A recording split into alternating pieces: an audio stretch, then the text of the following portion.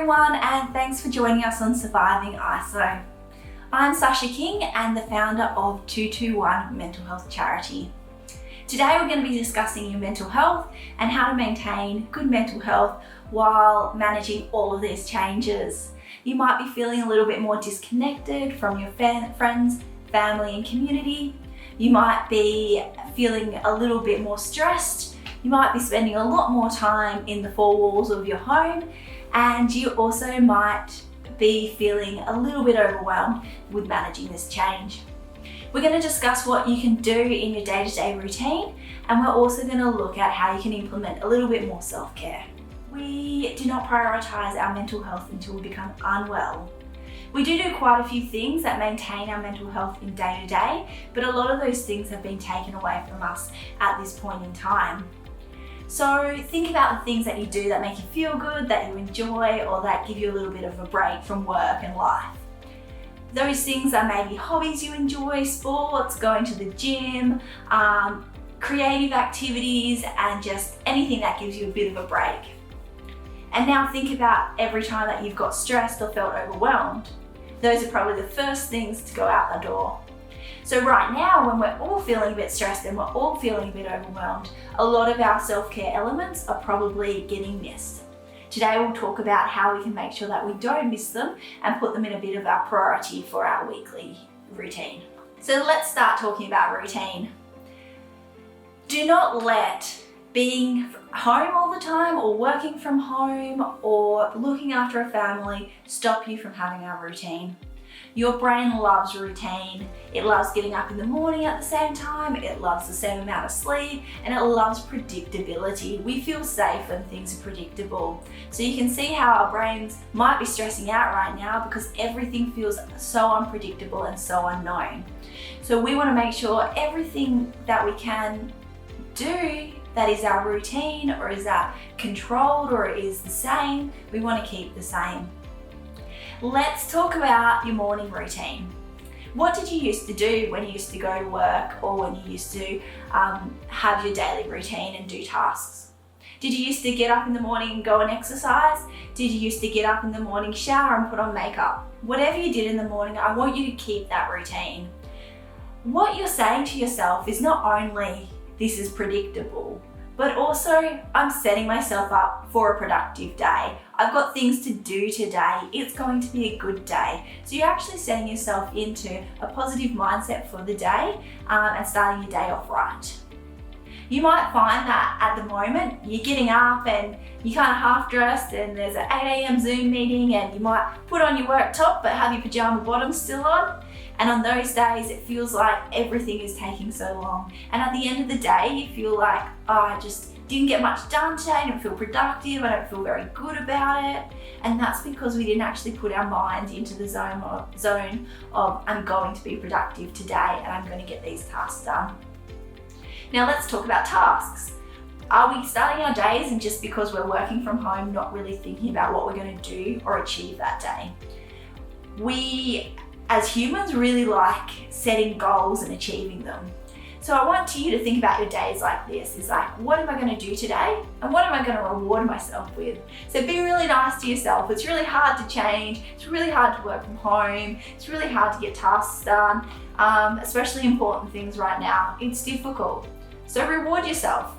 Start your day by writing down all of the things that you might want to do for that day. So whether that be cleaning the house, looking after the kids, playing a game, getting work done, doing a big project, things like that, whatever it is, write down everything possible on your mind. Then put them into a bit of a priority list.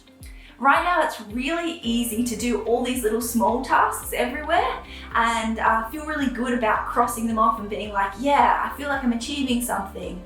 But in the back of your mind, if you're not getting those larger, more focused tasks done, they're probably just sitting there being like, you still need to do this is still stressful, I'm still feeling overwhelmed because I still know I have so much stuff to do. So make sure that when you are setting out your tasks for the day or what you're going to do for the day, make sure that it's realistic. We don't want to be trying to fit more in. That's not the purpose of what we're doing. But the purpose is that we're setting tasks so that we can then reward ourselves, and we can also break up our day with things. Put your priorities down And whatever is important to you is important to you. If that's spending time with your family, if that's cleaning the house, or if that's doing a work task, they're all as important as each other. When you're rewarding yourself, I want you to do this in something that you'd like to do. It might be self-praise, that you just let yourself know, that's really good that you got that done, you're being productive today. That might be enough for some people. Other people find it very difficult to give themselves self-praise. So we might look at doing other rewards, listening to a favorite band, or giving yourself a 5-minute break, sitting outside for a minute, I don't know, having a coffee, having something that you enjoy, using those things as a reward if your positive self-talk isn't enough.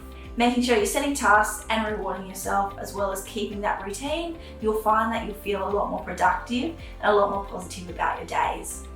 A couple other things to mention about routine is that the other part of routine is sleep. So trying to get a good sleep each night, and trying to recognize that in your recreation time after work, that you are not consuming more alcohol than normal, and you're also not using your screens in that recreational time, because that time is when we're trying to get away from screen and connection to work and trying to have some nice time for ourselves. So if you can find creative ways to not have screen time in your recreational time and your self-care time, that would be really beneficial for you.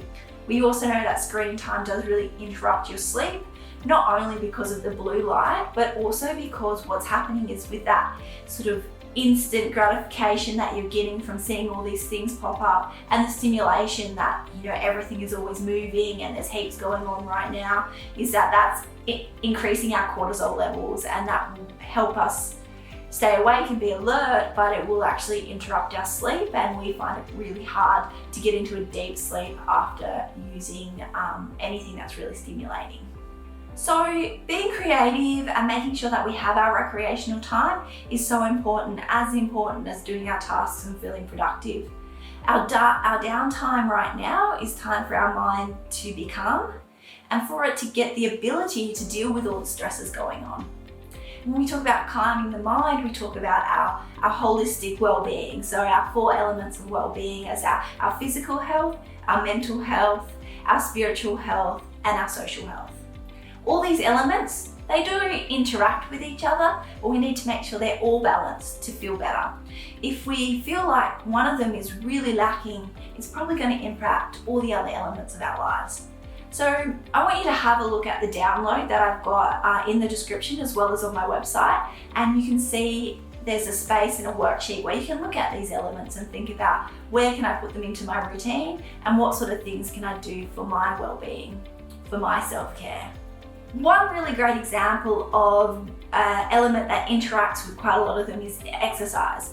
You can use exercise, obviously it's beneficial for your physical health, but also helps with your mental health. It gives you a bit of a clear mind after you've exercised. So you can use it as something that helps you release or maybe de-stress a little bit. We also know there's a connection between your creativity and problem solving after exercise. We know that it's stronger. So I also can use it to break up your day. If you're having a bit of a mind blank, or if you're just feeling sort of overwhelmed and you're not getting anywhere with your work, you might want to go for a walk or do some exercise on your lunch break and come back with a fresh mind and a better ability to take in new information or to problem solve what you were doing before. So what we want to do is create some room to deal with some of the stresses going on, and what all these things that increase our mental health and help with our well-being do is that they actually bring a bunch of chemicals that help us. So, you know, we get some dopamine that makes us feel good, we get reduced levels of cortisol and increased levels of oxytocin, which make us feel connected to people. We get all these chemicals that make us feel good, but also help us manage stress. And I know I give exercise as an example, but if you're not someone who really enjoys doing exercise, don't do it. Don't just do it because I said it is good. Find something that works for you. It can be anything, and the greatest way to explain mindfulness, I find, is finding something that you enjoy that gives you an element of losing track of time and space. You know, sometimes you might be drawing, or you might be listening to music, or you might be going for a walk, or you might just be sitting and taking in, the sunset. And those are times that you really just feel in this very moment, and you're having no thoughts that are taking to you what happened in the past or what's going to happen in the future. It's really a moment of being in the here and now. And it's something we need to practice right now, because we've got a lot of stresses going right now. We've got a lot of what if questions going on right now. So being in the moment and practicing that is really good for our mind, and really good to help us cope with the changes that we're going to have to cope with. Something that's been working for me really well recently is that I've been quite stressed, as most of us have been, and I've been using audiobooks to help me with mindful listening. So every time I'm listening to a book, I'm saying I'm taking this time right now to listen to this audiobook and really listen to what they're saying.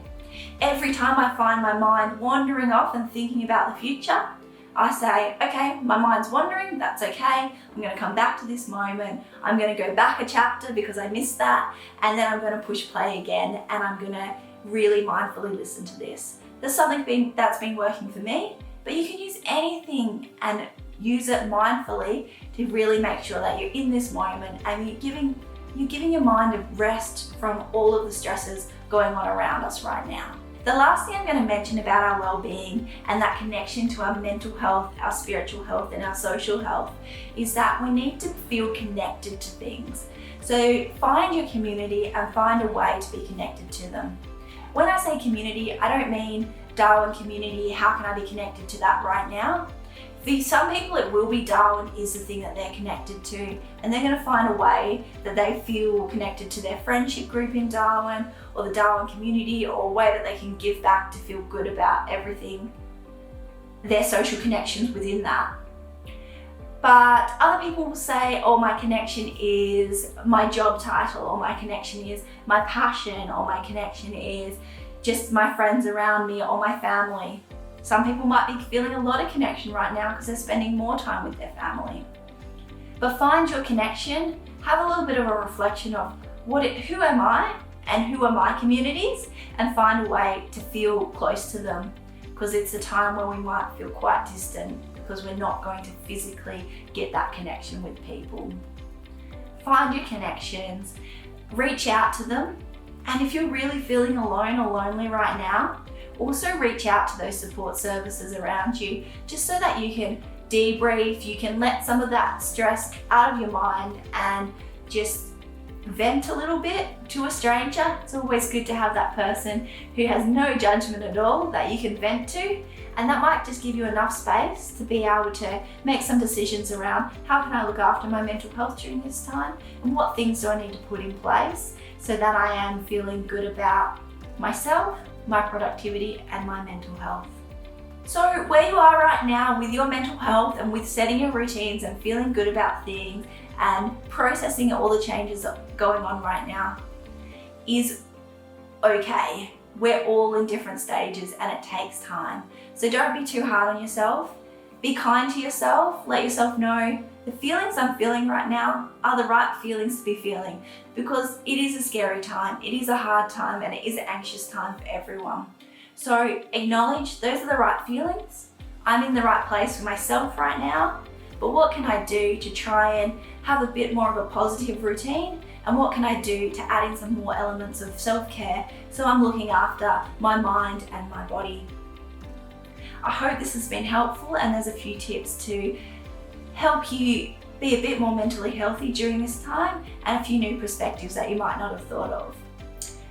Please look after yourselves, look after each other, and see a few resources in the description below. Thank you for improving wellness. I'm Sacha King from 2.2.one Mental Health Charity, and we'll see you in the next episode.